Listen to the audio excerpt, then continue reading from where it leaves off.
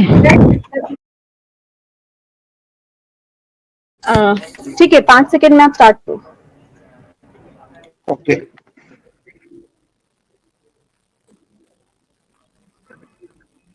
Hello and welcome to Moneycontrol. Hi, this is Nikki Mirchandani. Well, the primary market is up and running yet again in full swing. There's traction seen both in the main board IPO as well as the SME IPO segment. This time around, tapping the primary market is HMA Agro Industries, one of the four companies to come up with IPO this week. A bit about this company: essentially a food trading organization for handled food and agro products, including frozen, fresh, deglanded buffalo meat, vegetables, and cereals in India. On that note, joining us to take the discussion forward is Mr. Gulzeb Ahmed, CFO of the company. Hello there. I'm going to start off by first asking you, could you make us understand more about the business model of the company? Since you're engaged in a business where no listed entity is engaged in India at least, and also make us understand the object of this issue right now. Hello, and hello to all viewers of Money Control. I would like to give you a brief idea about our business. We are into the export of frozen degraded packed buffalo meat products. We are currently serving to 40 countries across the globe. And yes, you are right, there is no entity who's listing in India, but we have a global players who are listed in New York Stock Exchange. Sure. Also, since it's the 480 crore issue that you've bought on the primary markets, out of which I believe part of it will be fresh and part of it would be OFS. That's the promoter selling in the shares. That to an extent, I believe, is 330 odd crore, if I'm not wrong. I'd want to understand the reason behind the OFS as to why the promoter entities want to sell off the stake in through this initial public offering. Actually, we were looking for only 120 crores for our requirement of the funds. But when we were discussing with our bankers and with our merchant banker, so they suggested us we should be going to market with a good amount of dilution. That's why we have bring some fresh issue, which is 150 crore rupees, and rest of is OFS. Sure. So the fresh issue, how what is it going to be planned to be used for the working capital requirements of the company? Could you explain that more in detail? The fresh issue we are going to be used as a working capital in our business, and Sure. as we are growing our sales, we are getting good demands around the globe. So this will be purely working capital for our new sales. Sure. I also wanted to understand the company operates in a highly regulated and environmental and religious sensitive business. It's quite a mix of all of that. I would want to understand from you what are the statutory and the regulatory permits that are required for this business, which, according to many investors, is termed as illegal. And B, the overall market size of this business domestically and in Indian markets, and your share within the business. Actually, the people are not that much aware with the industry, so there are so many stories behind. But I would like to give you the idea about this business. If we talk about the buffalo business in India, and if we talk about the agri product export from India, buffalo meat is the second largest commodity that is exporting out of India.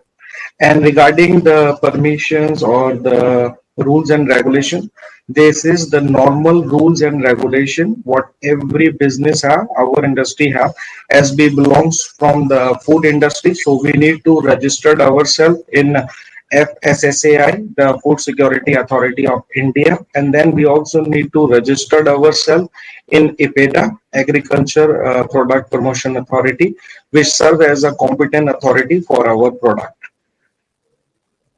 Sure, Mr. Ahmed, I would want to understand from you the frozen meat market, which is your core business. If you look at the domestic figure, how big is the market, and internationally, how big is the market in numbers, and how much is your share, the company share both in terms of globe as well as India? Because India, I think it's to an extent of 10%. If we talk about the global market for the meat product is 1.4 trillion US dollar is the global market size for this meat industry. And if we talk about the Indian buffalo meat market, this is 65,000 crore Indian rupees. This is the market size for buffalo meat. We are only into the export, so our export market is from 25,000 to 30,000 crores, and our share is from India. We are serving 10% and more share from the export of India. Domestic market, we are not dealing in domestic market. All right. So since we aren't dealing in any of the domestic markets, there is a huge dependence, of course, on the exports and the regulatory frameworks there. Which are the geographies essentially which are the highest contributor to your margin, and how well do you plan to diversify into other geographies?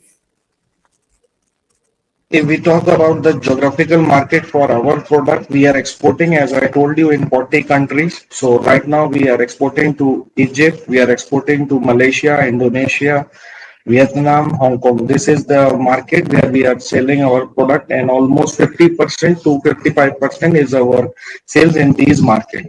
And we are selling these products there because there is a no availability of meat product into this country, or there is a very less availability of their domestic production. So it has a huge demand in these markets.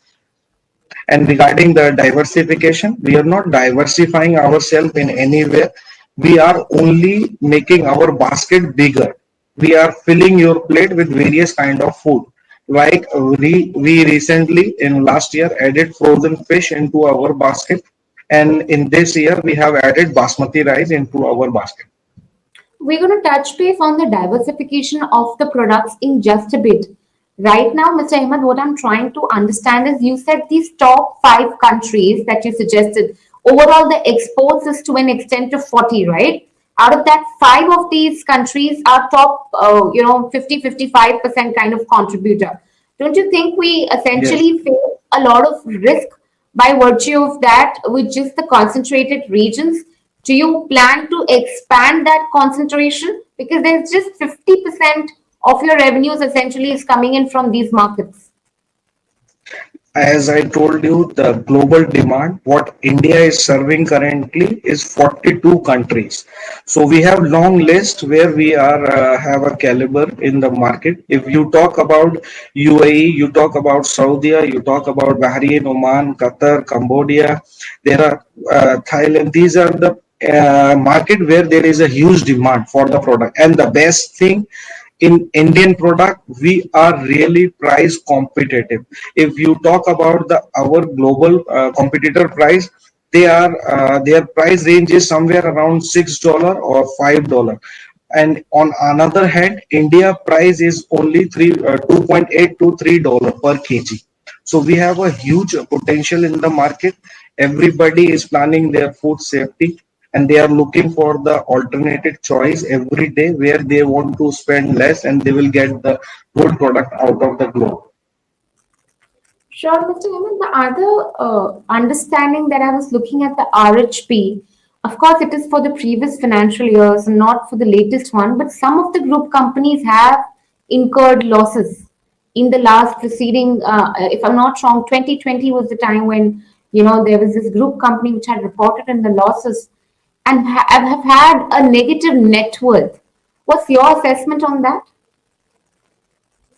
Firstly, I would like to clear you and the viewers of the Money Control. Whatever business HMA is doing under HMA Agro Industries Limited. And in RSP, you will find that there are some of the group companies having negative growth. So the total loss is not more than 50 lakh Indian rupees. And it is because we have two processing units that are not in the production currently, and these are the costs we are getting only for their daily expenses. So we are very soon going to be start these processing houses, and this will start making revenues for themselves and for the company.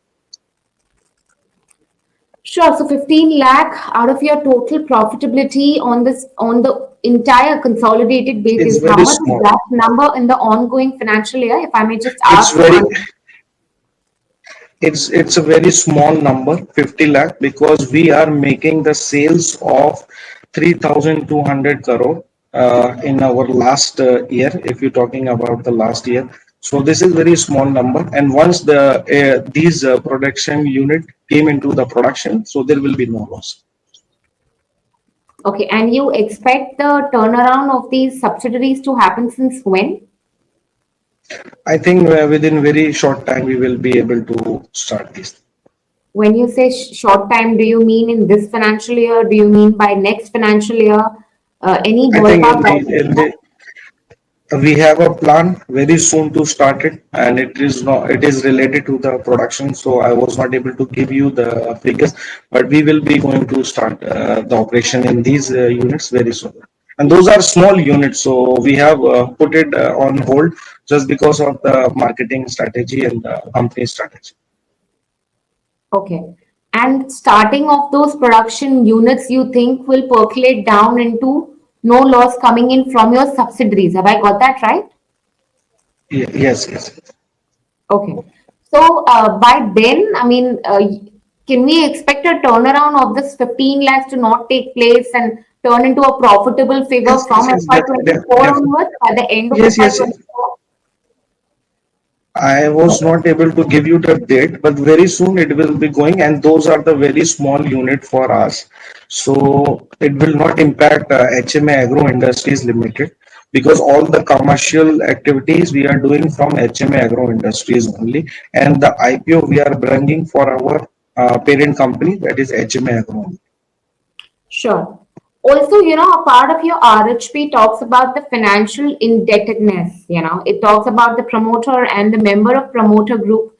They've mortgaged their personal properties and, have provided personal guarantees for the borrowings to secure loan. Could you throw some light on that as well? Yeah, definitely. Because as you know, this is the normal banking procedure. When you go to the banks, they ask you for the promoter guarantees or director guarantees. And we have given and follow the basic bank rules only at that time. Okay. Diversification. If that is the routine course of the business, let's talk about diversification in that case because the company has recently diversified their product portfolio into the basmati rice, as you just mentioned. You spoke about the frozen fish segment. What's the percent of revenue the company is getting from the diversified products now? Firstly, this is not the diversification, as I told you before. We are only adding product into our basket. We are the food company. We want to serve our clients. We want to serve our clients all the product at one time. So we will have a good relationship with them because we are serving with them a full plate what they are requirement. Another one, fish we have started in 2020-22, and our revenue only 20%, only 2% is coming from the fish. And basmati rice we have launched only this year, and we have made only few sample shipments. All right, so you're yet And to we break. are expecting the same, yeah, we are expecting the same growth what we were having for our main product, because the place where we are selling, the people we are selling have the same people. So we are getting a good response from the market. They are very happy with us because we are giving them choices, so they don't need to go here and there. So they will definitely come to HMA. All right. Okay, since the issue, if you see it in the first 2 hours, not too many subscribers have actually taken up or lapped up the issue. It is just to an extent of 6 to 8% the last I checked. If you could let us know what is the particular USP of the company where people keeping aside the religious sentiment and the narrative around the IPO should go and probably subscribe into this issue. We are expecting good response, and I think it is only the matter of time. This is the one thing. Another thing, food business is always there which is going to be run. We always have a demand for food product, and our company is dealing in food product which have the market of globe. So if we talk about the business which is more demandable in the world right now, everybody is concerned about their food security, food safety. All the countries are planning for their food safety because India has the food availability. So we were not able to make the fact clear for ourselves. But there are so many countries in the world who need their food supply from the import. And being an Indian product, we have a very good geographical location in India, and also we are very price competitive. So once you are giving people a choice, better price and good product, as Indian product are by default natural product, so you have growth only. All right, Mr. Ahmed, we'll just leave it at that. Thank you so much for taking out the time and speaking to us. Thank you. Thank you. Indeed, we could understand the business model a little bit in detail. If you talk about the peer-to-peer group comparison, no Indian listed company right now is a direct competitor to this Yes. company. Seems like there's going to be a financial turnaround in the subsidiaries, but at this point of time, if you talk about the IPO, seems to have received a muted response from the investors. But how does that stack up remains to be seen. We still have more 2 days open for subscription. The issue Yes. Yes. closes for subscription on June 23rd. With this, it's a wrap. Thank you so much, Salabi. Thank